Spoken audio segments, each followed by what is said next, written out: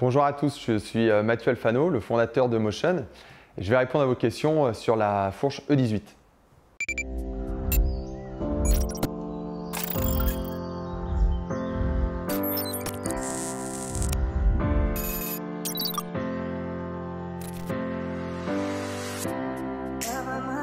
Alors pourquoi la Motion E18 a cette forme si particulière? Pour être 100% anti-plongée. Ça vous semblerait complètement absurde que lorsque vous tournez votre guidon de VTT, ça change en même temps les vitesses à l'arrière. Nous, ça nous semble complètement absurde que lorsqu'on freine, on vienne perdre 80% de la capacité d'absorption de la suspension à l'avant, changer la géométrie du vélo et partir vers l'avant. C'est complètement absurde.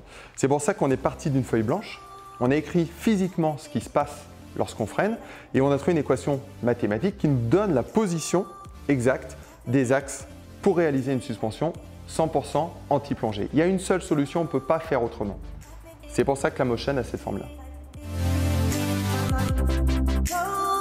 On a vu dans le passé et même récemment des propositions de suspension de type parallélogramme pour tenter de résoudre les défauts des fourches télescopiques. Ces fourches à parallélogramme, elles avaient souvent d'autres défauts. Par exemple, elles n'étaient pas standards pour le montage, elles étaient souvent complexes, limitée en termes de débattement et de toute façon pas anti-plongée. La fourche Motion E18, elle est standard en termes de montage, elle est légère, elle n'est pas limitée en termes de débattement et elle est 100% anti-plongée. Donc par rapport finalement à une fourche télescopique, on est aussi bon en termes de poids, on est aussi bon en termes de débattement et on va être meilleur sur tous les autres paramètres. Donc finalement, ce n'est pas une énième fourche à parallélogramme déformable, c'est réellement la première fourche de ce type. Je monte la fourche Motion sur mon vélo. Qu'est-ce que ça va changer en termes de géométrie? C'est simple, strictement rien du tout. On a la même hauteur de fourche qu'une fourche standard.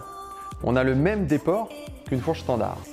On a la même trajectoire de roue qu'une fourche standard. Je retrouve exactement les mêmes repères qu'avec mon ancienne fourche.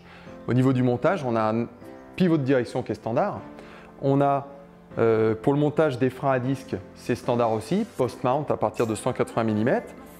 Et l'axe de roue, standard boost, d'accord, 15 x 110. On a des adaptateurs pour ceux qui ne sont pas encore boost. Donc on n'a rien à changer. C'est simple, aucune question à se poser. La fourche Motion est forcément compatible avec votre matériel.